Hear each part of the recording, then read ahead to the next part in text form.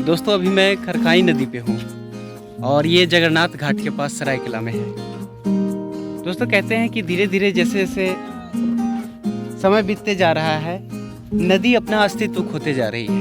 हमारे वैज्ञानिकों का कहना है कि जो भारत की जो सबसे पावन नदी है गंगा, वो आने वाले 200 सालों में बिल्कुल उसका अस्तित्व खत्म हो जाएगा। और यहाँ खरखाई नदी है, यहाँ पर भी आप देखिए ये नदी धीरे धीरे छोटी होती जा रही है। ये पहले नदी बहुत बड़ा था। यहाँ पर देखिए बहुत सारे ये भैया लोग हैं, यहाँ पर बराबर 28-30 सालों से यहाँ पर आते हैं, गाड़ी वगैरह धोते हैं, नहाते हैं। आइए इनसे जानते हैं ये इनका क्या कहना है इसके बारे में कि ये नदी को अभी तक कैसे देखे हैं 28-30 सालों में। भैया बताएंगे तो कि आप यहाँ कब से गाड़ी उड़ी धोने के लिए आते हैं यहाँ पर? 25-30 साल। अच्छा, 25-30 सालों में अभी नदी का आप क्या अनुभव किए? नदी के बारे में क्या अनुभव किए? नदी के पानी के बारे में? नदी को क्या अनुभव किए? पहले बड़ी थी, अब छोटी होते जा रही है, पानी सिकुड़ता जा रहा है, पानी की तेज धार कम होते जा रही है, नदी में काफी गंदगी होते जा रहा है और यही सब है। आप देख सकते हैं सामने, आप देखिए नदी में गंदगी का यहाँ अंबार है, यहाँ प्लास्टिक ही प्लास्टिक, कचरा ही कचरा आप देख सकते हैं। दोस्तों ये वो नदी है जो हमें स्वच्छ करती है, हमारी वाहनों को, हमारी गाड़ियों को पूरी तरह से स्वच्छ करती है, लेकिन अपने आप को स्वच्छ नहीं कर पाती, अपने आप को बचा नहीं पाती। अब देखिए कितना बुरा तरह से नदी जो है दिनों दिन गंदगी नदी में फैलते जा रही है।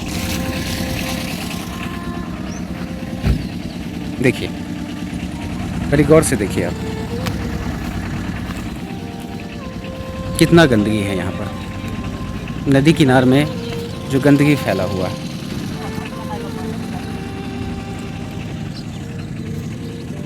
ये नदी जो सारी दुनिया को स्वच्छ करती है, ये नदी जो सारी दुनिया की कल्याण करती है, आज धीरे धीरे अपने अस्तित्व को खोती जा रही है। अपने घर के सारे कचरे, प्लास्टिक, बैग, झोला, मच्छरदानी, साड़ी, झंडा, लॉटरी का टिकट और ना जाने क्या क्या है, मूर्ति, बिखरा हुआ मूर्ति, कपूर का पैकेट, थर्मोकोल, पानी का बोतल, शर्ट, कमीज, ना जाने क्या क्या। आप नदी के तलहटी में देखेंगे क्या क्या आपको दिख रहा है। यहाँ ट्यूब, पानी का कटा हुआ बोतल, प्लास्टिक, इसकी तलहटी में। वहाँ आपको दिखा रहे हैं प्लास्टिक है, और वहाँ और देखेंगे तो नदी में तैरता हुआ नारियल का खोली, कपड़ा फेंका हुआ है, डलिया फेंका हुआ है। यानी आस्था के नाम पर हम नदी को उतना ही ज़्यादा अस्वच्छ कर रहे हैं, उतना ही ज़्यादा प्रदूषित कर रहे हैं। जितना नदी हमें स्वच्छ करती है, हर दिन हमें साफ़ करती है, उतना ही हम नदी को पूरी तरह से प्रदूषित और गंदगी उसमें फैला रहे हैं, भर रहे हैं। ये धीरे धीरे नदी का जो हाल है, ये दिन पर दिन नदी अपनी अस्तित्व को खोते जा रही है। जो हमारे लिए प्राणदायिनी है, हमारे लिए कल्याणकारिणी है, कल अपना ही ये कल्याण नहीं कर पाएगी हम मनुष्यों के कारण। नदी का अस्तित्व, नदी के किनारे में आप देखेंगे पता चलेगा कि नदी का अस्तित्व कितने खतरे में है। अभी जिस नदी पे मैं खड़ा हूँ उस नदी के बारे में दिखला रहा हूँ, तो आप अंदाज़ा लगा सकते हैं कि पूरे भारतवर्ष में नहीं पूरे दुनिया में का क्या अस्तित्व है। नदी किस तरह से, नदी को हम पूजते भी है, उससे कहीं ज़्यादा नदी के अंदर हम गंदगी फैलाते हैं। आप देख सकते हैं यही कारण है कि नदी धीरे धीरे सिकुड़ती जा रही है। ये पानी, जल है तो जीवन है और पृथ्वी का अस्तित्व जल से ही है। ये जल पूरी तरह ख़त्म होने वाला है और इंसान, पढ़ा लिखा इंसान अगर जल के बारे में ना जागरूक हो तो मैं कहता हूँ उसका पढ़ा लिखा होने का कोई महत्व नहीं है। अगर जल के बारे में आपके पास ज्ञान नहीं है तो दुनिया का ज्ञान लेकर के आप क्या करोगे? सोचने की बात है। अगर जल ही नहीं रहेगा तो इंसानियत कहाँ बचेगी? तो अगर इंसानियत को बचाना है तो कहीं ना कहीं हम लोगों की छोटी कदम और हमारी जागरूकता बहुत बड़ा रोल अदा कर सकता है। हम लगातार ये देख रहे हैं, इधर इसमें आप देख रहे हैं कि लगातार ये जो पेड़ पौधा, ये कुछ बचे कुछ जो जंगल है, धीरे धीरे ये समाप्त होते जा रहे हैं। और ऐसा ना हो कि कल जब पानी नहीं बचेगा तो आज आप एक पेड़ लगाने से ही चकते हैं, जो पेड़ बचा उचा है उसको आप तेज़ी से काटते हैं चंद पैसों के कारण।